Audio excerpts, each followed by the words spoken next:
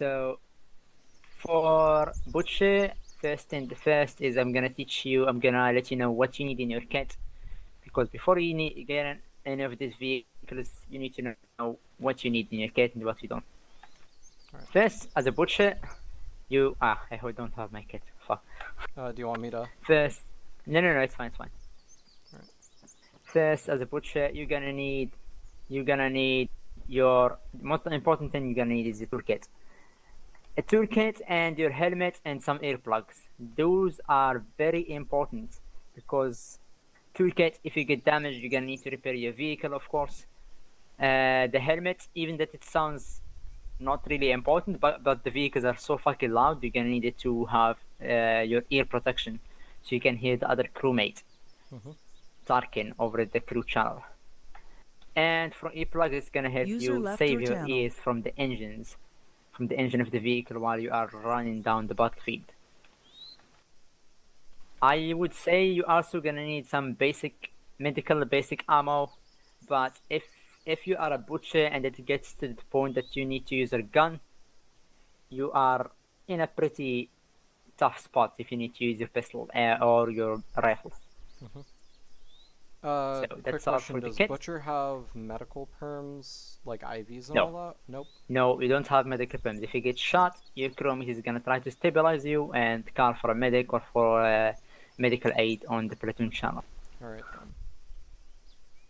So that's why I told you, if you get shot or it came down to fighting with your rifle, it gone very wrong.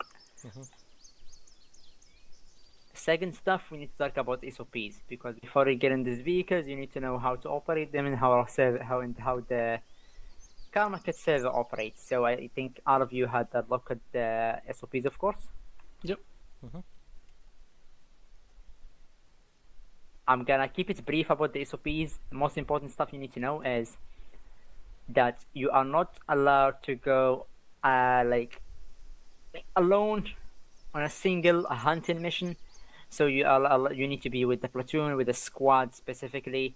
And you need to be close to them in a certain distance. The distance is not exactly enforced, but it's favorable to have the distance in the SOPs. And I repeat again, it's not forced. Second thing is you need to be on the radio channels 30 and 31 as both on your, if you are a commander, of course. If you are a gunner, it depends how many crewmates you have. If you have 3 crewmates, probably the commander is going to take care of the comms. If you have 2 crewmates, the gunner or the driver is going to take care of the comms. You're going to sort that with your other crewmates. Second, can I interject something there? Yeah, go ahead. A lot of the time, if you do have a full crew, which really is ideal, the driver often gets delegated to, like, he doesn't listen to company net 3.0, but rather listens to ground vehicle net 3.4 so he can quickly reach Ogre. That's just a common convention. It's not in the SOPs, but it's useful if you have a 3-man crew. Also, Nova, you are hot micing. Oh. Microphone muted. Recording, probably. Oh, okay, you're good though. Also, Jones, if you have any intervention, just say it. You don't need to be official. Yep. As I mentioned to the guys, this is obviously your training, and you're the vehicle expert. I'm here to, help out with game stuff and stuff I've noticed and stuff like that. Second of all, I'll probably be talking about the Striker. Yeah, it's fine. Stuff. Yeah, Striker is yours, man. Second of all, is Butcher is, as a Butcher asset, you require 1-6 or 6 or 1-7 or 7. We don't have 7 slots. Those 3.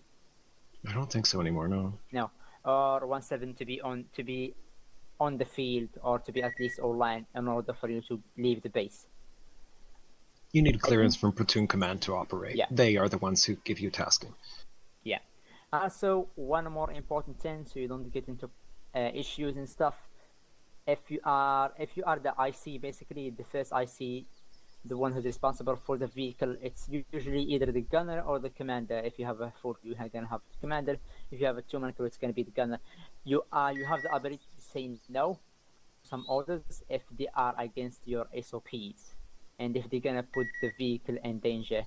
So if you are the first IC, you have the power over following the orders or not. If they are going against you, if they are going against the SOPs, of course, you're not gonna follow them. If it causes too much danger to the asset, it's up to you to decide. And obviously, like with any command on this server, right? We're regular people, and most people here are, you know, nice and not assholes. Talk to each other. If you're the driver and you have a full crew, you're technically the third in command, the lowest on the ladder. It's still perfectly fine, and in fact expected of you to go, "Hey chief, that last call, I think it's a bad one. I heard there's an SPG looking at that hill. I don't think we should go there." You know, never be afraid to speak up. Microphone Yeah, as activated. the driver, you User ultimately joined are your the one channel. controlling the vehicle. Right. Microphone muted. They're usually the one that die first. It's true. Microphone the AI activated. does focus that. Microphone muted. User joined your channel. I think that's the most important aspects of the SOPs. Of course, you're gonna need to read them yourself, because if we came to explain the SOPs in this training session, it's gonna take us a lot of time. And expect the SOPs to change between now and the launch of the map. I happen to know that a lot of work is going on behind the scenes regarding ground vehicles in general. So just touch up on it as, you know, as it launches, or rather as you're about to play the butcher role, because that thing has changed a lot in the past and it's going to change again. Okay, for now we're gonna go over the vehicles and the kind of vehicles we have, their strong point, their weak points, what kind of ammunition, what kind of stuff they have for defensive stuff. Like, do they have smoke? Do you have a camera for driver? Do you have a camera for backing up and stuff? I hope. You want me to NATO's spawn a few more of each so that everybody can get their own? Yeah. Yeah? All right. Yeah. Let's spawn 2 more Bradleys, the A3, the Yeah. M4, and the M6 and the M4. Yeah. And the Striker as well. Yeah. The LEV shit. Yes, it is. Okay, so let's go over. I think this is the M4A6. No, A2. Give me a second. M2A3. Yeah, M2A3, my bad. I keep butchering names. So this is the M2A3. This is the advanced, basically the most advanced Bradley we have in the server. It's different than the M2A6 over there to the right side of us on the slot 2. That one is a linebacker, and it's for anti-air. It doesn't have a tow. This one have a tow, anti-tank, basically an anti-tank projectile. Everyone clear on what a tow is? Yep. Cool. Yo, fuckers. What Wow. radio Yes. frequency are we on? 420. 420, that's why. Where is the NATO? He's coming now. He's coming. Okay. Real quick, So- the tow is a wire-guided anti-tank User missile. joined your channel. Okay, so let's explain each gun, how they work. Oh, NATO's here. Okay, NATO, let me finish this, and I'm gonna leave Jones to explain the other vehicle, and I'm gonna do a small brief for you about what we said before. Okay. Okay, so this is, as I said, the M2A3. It's an advanced version. It have thermals on both the gunner, commander, and the commander turret as well. That's what the M2A6 doesn't have, a commander turret, and it also have a tow launcher instead of a Stinger launcher. The tow, let's go to the mission and the guns that it have. The tow is, as John said, a wire guided anti-tank projectile. It's the maximum distance of the tow is about 2,500 meters, but I don't advise you to use it. I don't advise you to use after 2,000 meters, because you're gonna start losing eyesight, rendering distance, and also you're gonna start losing control over where it's going. So the effective distance of the tow is about 1,900, 1,800. After that, from my experience, you're just gonna start going wobbly all around the place. It have, I believe, if I remember, we have two kind of ammunition. Arrowhead, and it's the one. It is an A version and an E version. I And think the there's also the Arrowhead bunker is, buster. yeah, the bunker buster. I forget about those. If I remember the Arrowhead, correct me if I'm wrong, Jones. The Arrowhead is Yep. the one that goes to the vehicle and explodes.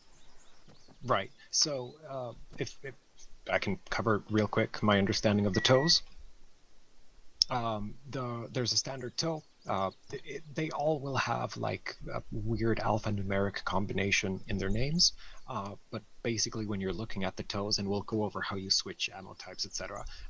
But basically the thing with the shortest name that simply says toe is your regular missile. That is a direct fire weapon, right? So you aim at the target, you shoot, and since it is wire guided, that means you have to hold your reticle on the target all the way to splash, right? It goes where you aim. The arrow is the same, except it has a functionality where just before splash, it automatically attempts to veer up and then get a top-down splash. So it's best used for stationary, heavily armored targets. It'll attempt to hit like a T90 or whatever directly in the turret from the top where it is weaker. That when you fire that, you can get weird results that, oh shit, my missile suddenly did some weird swerving. That's intended. Don't try to compensate. Keep aiming at the target. And then the bunker buster works exactly like a regular toe, point and click, right? Aim all the way into the target, except the boom is really, really, really big, and I think you only get one of those.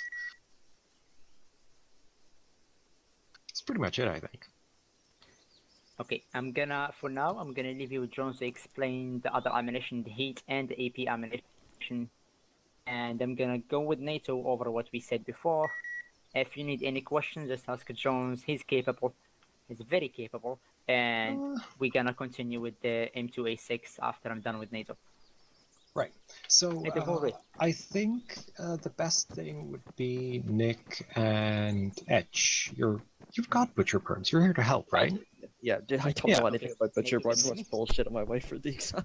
Okay, So Nick what and we said Nova, if before you guys is, both want to hop into these before you get to vehicles the in vehicle, these you need to have a slots, kit. what are We're gonna these? talk about the Number kit. 6 and The butcher kit, 1. what you need first, most Go ahead and important stuff jump that you need each is one of you in one, so you backpack, both grab a gunner seat, and then and I will backpack talk to you you on the have radio. a toolkit. Microphone Toolkit activated. is Microphone muted. basically a box Sorry to that you have interrupt. repaired.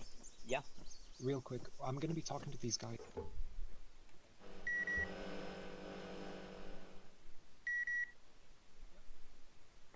Radio check 420. Good to go on 420. Good copy. If you want. Right, okay, so you're both in the gunner seats, yeah? Correct. Yep. Okay, so at the top right of your screen, you should see the munition type. If you do not see that, it will flash up for a brief minute when you cycle through your weapon types by hitting the F Foxtrot key on your keyboard. That will cycle between your coax, your main gun, and your toe. So if you do that, you'll see it switches. If you're looking at each other, you'll notice that when the other guy switches his toe, that big box on the left-hand side of the turret deploys. See that? Yes. Yep. Microphone activated. Right. So when you have any of the Microphone weapons muted. selected, you can use your scroll wheel to switch ammo types. So if you have the toe selected, then by scroll wheel you can switch the different kinds of toes. It's a bit unrealistic, but that's how it works. The non-realism is compensated by the fact that it takes a very, very long time to reload the toes or to switch ammo types. So try to be prepared for what kind of engagement you're expecting with the toe and have the relevant one loaded. It does continue loading even if you have a different weapon switch, so you can switch to your toes, select a different ammunition type, and then switch back and use your autocannon, and it'll keep reloading in the background. Your autocannon is as the name implies, automatic 25mm cannon. It has two ammunition types, HE, high explosive, and AP, armor piercing. The HE is your regular high explosive fragmentation round, good for infantry and pretty much all vehicles below a tank. It will definitely make mincemeat out of any truck, armored car. It will certainly penetrate Microphone things activated. like BTRs. It can put serious dents in BMPs, but it might need a lot of shots, and you might need to target critical infrastructure, which we'll talk about later, which Vampire I'm sure we'll talk about.